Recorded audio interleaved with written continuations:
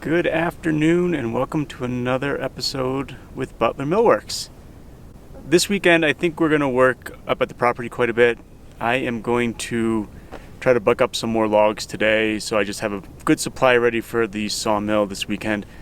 I got a pretty big order of siding that I need to fill for one of our neighbors.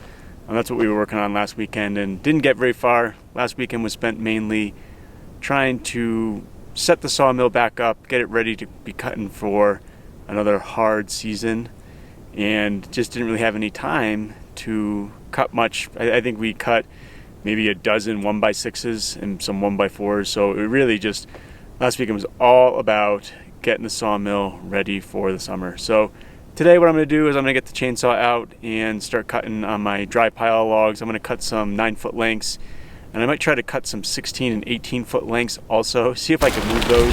Without a tractor right now, it's pretty difficult to move a bigger log by hand, especially by myself. I've got Sarah up here with me tomorrow or Sunday, and that'll be a big help. You may be wondering why I am up here on a Friday, and this is a 4-day weekend for me at school. Things at school have been a little strange last week anyways. There's been a lot of virtual teaching, which is a new thing for me, but so far it seemed to work out pretty well. I never thought I'd be teaching math online, but the students seem to do pretty well with it, and I hope that trend continues. So anyways, I hope you enjoyed the video today. It's going to be a lot of just running the chainsaw, moving logs, getting them stacked up, ready for cutting later this weekend. So thanks for watching, and don't forget to subscribe.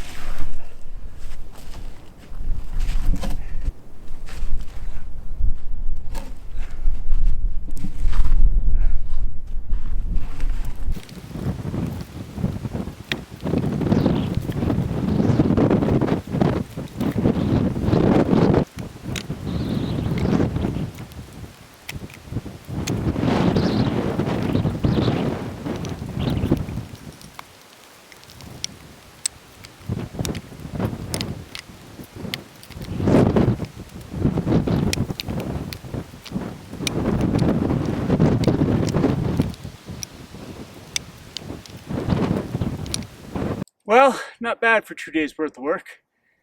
I've got about 30 logs bucked up that are at least 9 feet. There's 4 of them in here that I think are over 16 feet long, and they were a bear to move by myself. I did have to employ the truck for a little bit to just to get that last one out, because it was probably about 12 inches in diameter on the short or the small end, and I'm thinking 17 feet long. So that was one big log to move by hand.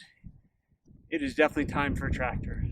The Tundra helped out a lot today, getting that last log in, but my goodness, I'm going to sleep very well tonight, having just moved about 15 logs today. The rest of these logs were from last weekend that we had cut up, and I just piled them up on Tuesday of this week, I think. So we'll have a lot of cutting to do this weekend, and mostly it'll be for siding, and also one piece or two pieces I'm going to end up cutting for the rest of the beam in our house for the bottom.